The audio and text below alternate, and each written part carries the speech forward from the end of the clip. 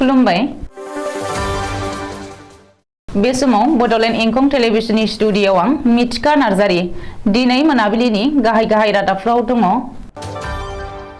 माहारियारि आफाद होननानै गावखौ दाबि खालामब्लानो माहारियारि आफाद जानो हाया बुंदों दिनेश ब्रह्म।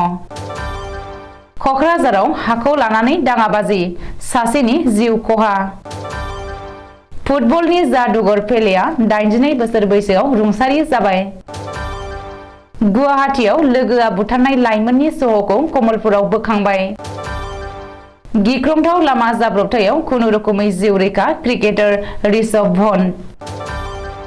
नरेन्द्र मदिनि बिमा हिराबेना 100 बोसोर बैसोआव रुंसारि जाबाय। गोबां दैदेनगिरिफ्रा दुखु फोरमायदों। 61 बोसोर बैसोनि सासे बुरिसाया जौ लोंनानै दैयाव गबनानै थैदों। दानिया फैदो आबुं रादाबाव।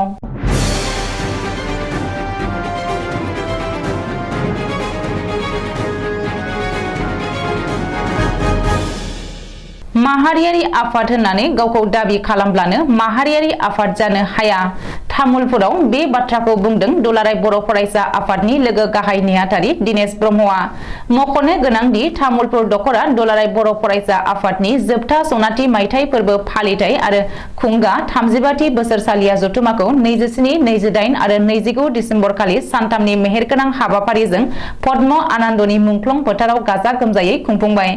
बे बोसोरसालिया जथुमाखौ लोब्बा लानानैनो तामुलपुर दखरा दुलाराय बर' फरायसा आफादनि आफादगिरि अजित बर'आ सामलायनाय आरो तामुलपुरनि एमएलए जलेन दैमारिया बेखेवनानै होनाय गेवलां मेलाव गाहाय आलासि महरै बाहागो लादोंमोन एबसुनि लोगो गाहाय नेहाथारि दिनेश ब्रह्मआ।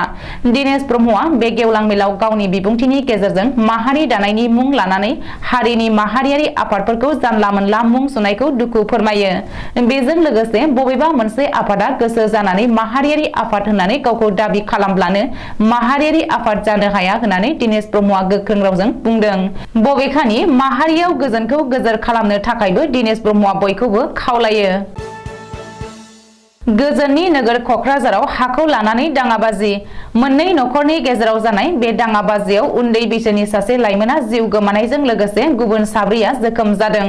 कक्राझार नोगोरनि साखाथियावनो थानाय मग्रापारानि टुनुपारायाव बृहस्पतिबारखालि जादों बे गिख्रंथाव जाथाया। बे दाङाबाजियाव जिउ गोमानाय लाइमोनखौ 17 बोसोर बैसोनि सजिब शेख होननानै सिनायथिनो हादों। मिथिनो हानाय बायदिब्ला टुनुपारा गामिनि मकबुल पारमानिकआ माखासे बोसोर सिगाङावनो रेजाकुल मण्डलनिफ्राय खथासे हा बायनानै न' लुनानै थादोंमोन। नाथाय बै हाखौ नामजारि खालामनानै लायाखैमोन। बेनिखायनो साननैसो सिगांनिफ्रायनो रेजाकुलआ मकबुलनिफ्राय हाखौ बिफिनदोंमोन आरो फाननाय समाव लानाय रांखौ हरफिननो नागिरदोंमोन।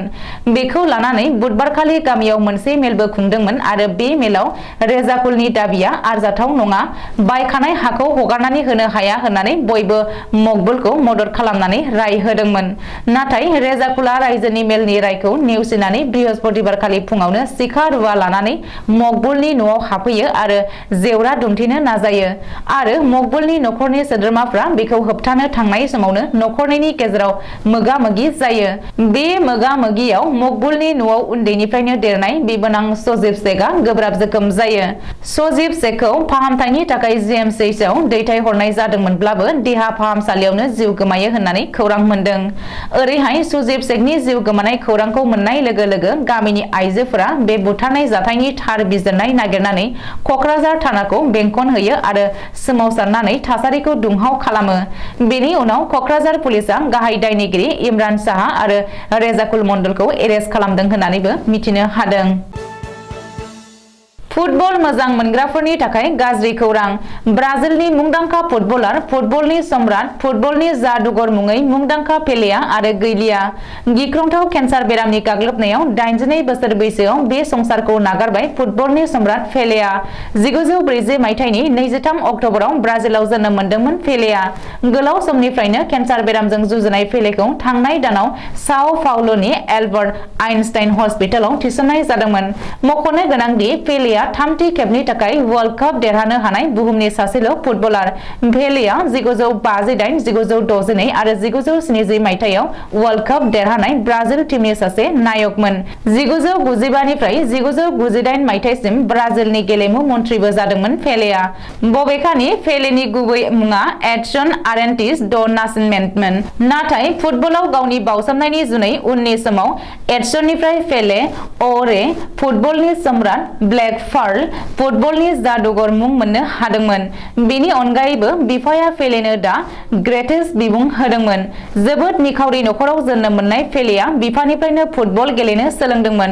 मख'नो गोनांदि पेलेआ 17 बोसोर बैसोआवनो 1958 मायथाइयाव ब्राजिलनि नेशनेल टीमआव सायख'जादोंमोन आरो बे मायथाइयावनो गिबि खेबनि थाखाय वर्ल्ड कप देरहानो हादोंमोन।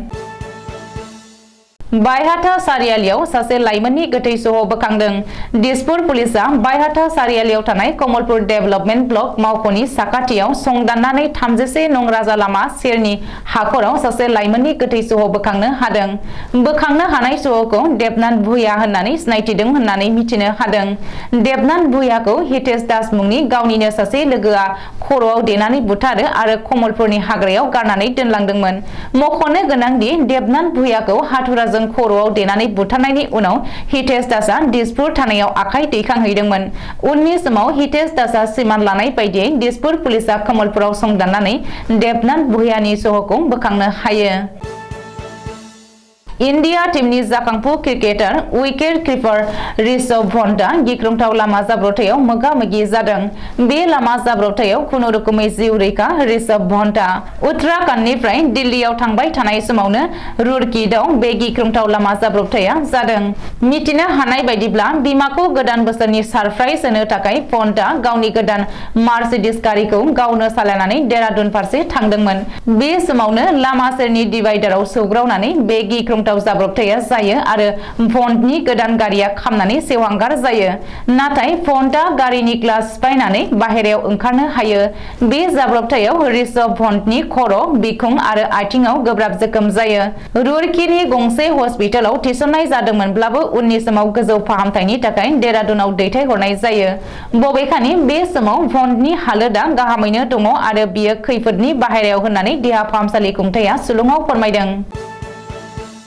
गाहाय मन्त्रि नरेन्द्र मदिया बिमा गोमाजाबाय।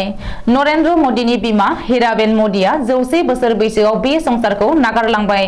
हिराबेन मदिया दिनै फुंनि 3:30 रिंगायाव आहमेदाबादनि गंसे सिभिल हस्पिटालाव जोबथा हां हगारदों। गाहाय मन्त्रि मदिया गावनो टुइटाराव टुइट खालामनानै बे बाथ्राखौ फोरमायदों।